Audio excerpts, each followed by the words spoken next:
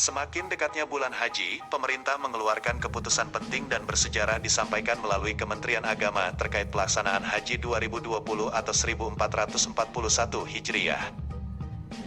Awalnya pemerintah menyiapkan 3 opsi terkait penyelenggaraan haji tahun ini, yakni penyelenggaraan ibadah haji secara normal, penyelenggaraan dengan pembatasan kuota jemaah atau pembatalan. Setelah melalui berbagai kajian dan menghimpun informasi dari berbagai sumber dan literatur, pemerintah akhirnya memutuskan tidak memberangkatkan jamaah haji ke Tanah Suci pada tahun ini. Pemerintah memutuskan untuk tidak memberangkatkan jamaah haji pada tahun 1441 Hijriah atau tahun 2020 ini. Menak mengungkapkan salah satu yang menjadi faktor pembatalan pemberangkatan jemaah haji dilakukan karena tidak adanya kepastian dari Arab Saudi. Menurut Menak, tidak adanya kepastian itu membuat pemerintah Indonesia tidak memiliki cukup waktu untuk melakukan persiapan terkait pelayanan dan perlindungan jemaah.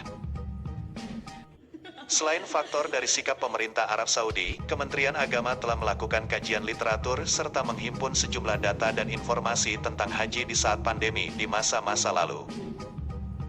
Didapatkan fakta bahwa penyelenggaraan ibadah haji pada masa terjadinya wabah telah mengakibatkan tragedi kemanusiaan di mana puluhan ribu jemaah haji menjadi korban. Kita tahu Saudi Arabia pernah menutup haji. Ibadah haji pada tahun 1814 karena wabah tahun 1837 dan 1858 karena wabah epidemi, 1892 karena wabah kolera, 1987 karena wabah meningitis. Indonesia juga pernah menutup karena pertimbangan masalah agresi Belanda tahun 1946, 47 dan 48. Menteri Agama Fatur Rahman Kafrawi mengeluarkan maklumat Kementerian Agama nomor 4947 tentang penghentian ibadah haji di masa perang itu.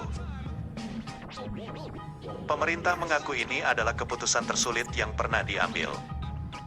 Hingga Mei pemerintah Arab Saudi tidak kunjung membuka akses bagi pelaksanaan ibadah haji di sana. Pemerintah mengaku tidak memiliki cukup waktu untuk melakukan persiapan dan menjamin keselamatan jemaah haji jika tetap diberangkatkan ke Tanah Suci. Keputusan ini diharapkan tidak lantas menyurutkan semangat para calon haji Indonesia untuk tetap optimistis menunaikan rukun Islam kelima ini.